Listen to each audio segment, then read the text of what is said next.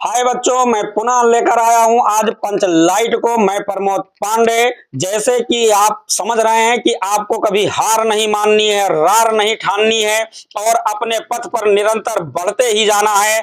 जीवन तो है बस इतना ही, हम जीते हैं या मरते हैं। बेकार बैठने से अच्छा जो शुरुआत तो करते हैं। कम से कम अपनी आकांक्षाओं का हत्यारा नहीं हूं मैं, और जाके कह दो विषम लक्ष्य से हारा नहीं हूं मैं। जाकर कह दो विषम लक्ष्य से हारा नहीं हूं मैं।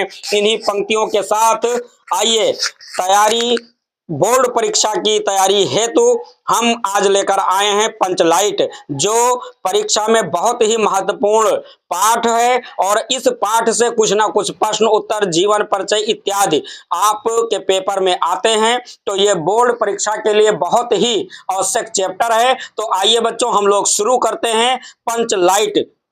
जैसा आप सब जानते हैं कि पंचलाइट रेणु जी की आंचलिक कहानी है और कहानी में बिहार के पिछड़े गांव के परिवेश का सुंदर चित्रण प्रस्तुत करती है।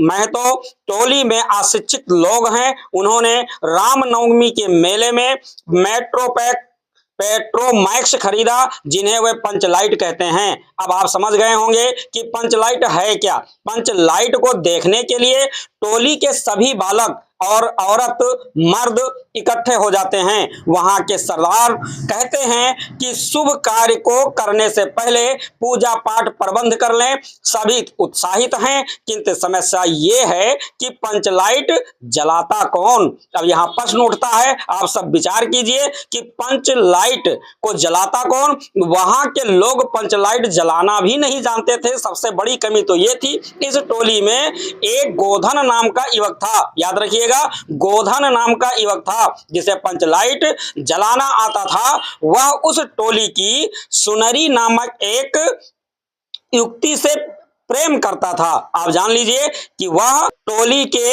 मुनरी नामक एक युवती से प्रेम करता था और मुनरी की मां ने पंचों से कहकर गोधन की शिकायत कर दी थी कि वह उनके घर के सामने गाना गाकर तब निकलता है। अब बताइए, वहां वो गाना गाकर निकलता था। हुआ क्या बच्चों कि मुनरी को पता है कि गोधन पंचलाइट जला सकता है, किंतु उसे तो टोली से निकाल दिया गया था। क्या किया गया था?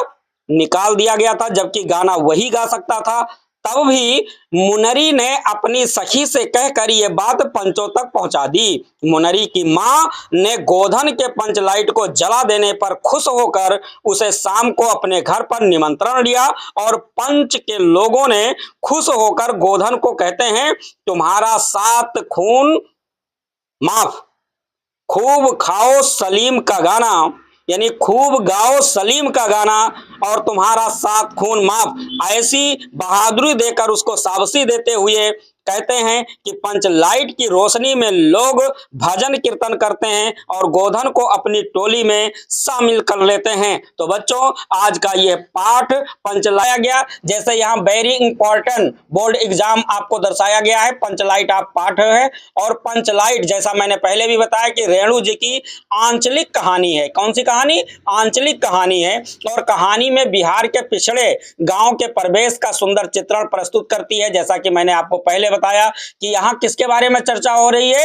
एक गांव के बारे में और उसके परिवेश के बारे में, वहां का रहन सहन, वहां की वेशभूषा, वहां के लोग, सबका चित्रण इसमें जो है प्रस्तुत किया गया है।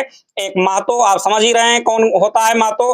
महतो टोली में अशिक्षित लोग हैं। एक टोली बनाई गई है जिसमें पढ़े लिखे लोग नहीं हैं। उन्होंने रामनवमी के मेले में पेट्रोमैक्स खरीदा, जिन्हें वे पंचलाइट कहते हैं। पंचलाइट किसे कहते हैं? पेट्रोमैक्स आप जानते हैं, छोटा वाला सिलेंडर होता है जो प्रकाश में और खाना बनाने में उपयोगी होता है, उसी को पंचलाइट ये कहते हैं। पंचलाइट को देखने के लिए टोली के सभी बालक, क्योंकि उस समय ये अचंभों में थे सब लोग, और पेट्रोमैक्स को देखने के लिए सभी बालक, औरत और मर्द इकट्ठे हो जाते हैं। वहां के सरदार कहते हैं कि शुभ कार्य को करने से पहले पूजा और पाठ प्रबंध कर लें। क्या कहते हैं? पूजा और पाठ का प्रबंध करने के लिए सभी उत्साहित हैं, किंतु समस्या ये है कि पंचलाइट जलाता कौन। वहां के लोग पंचलाइट जलाना भी नहीं जानते थे। इस टोली में एक गोधन नाम का युवक था जिसे पंचलाइट जलाना आता था। वह उस टोली की मुनरी नामक एक युवती से प्रेम करता था। स्पष्ट रूप से आप सब देख ही रहे हैं। जो मुनरी की मां ने पंचों से कहकर गोधन की शिकायत कर दी थी कि वह उनके घर के सामने गाना गाकर निकलता है, यानी आप जानते हैं कैसे है, रास्ते में जब जाता था तो गाना गाता था, तो इसी की शिकायत उसकी मां ने की। मुनरी को पता है कि गोधन पंचलाइट जला सकता है, किंतु उसे तो टोली से निकाल दिया गया था। तब भी मुनरी ने अपनी सखी से कहकर यह बात पंचों तक पहुंचा दी। मुनरी की मां ने गोधन के पंचलाइट को जला देने पर खुश होकर उसे शाम को अपने घर पर निमंत्रण दिया और पंच के लोगों ने खुश होकर गोधन को कहते हैं, तुम्हारा 7 खून माफ, खूब गाओ सलीम का गाना। पंचलाइट की रोशनी में लोग भजन कीर्तन करते हैं, गोधन को अपनी टोली में शामिल कर लेते हैं। बच्चों, अगर इस तरीके से आप 1 मरतबा 2 मरतबा इसे कंठस्थ करेंगे, पढ़ेंगे, तो हमें आशा नहीं पूर्ण विश्वास है कि आप परीक्षा में अधिक से अधिक अंक लेकर आएंगे। इन्हीं शुभकामनाओं के साथ आप सब चैनल को लाइक, सब्सक्राइब व शेयर करें। ये वीडियो अधिक से अधिक बच्चों तक पहुंचे जो इससे लाभ ले सके। इसी कामना के साथ आप परीक्षा में खूब ढेर सारा अंक लेकर आएं।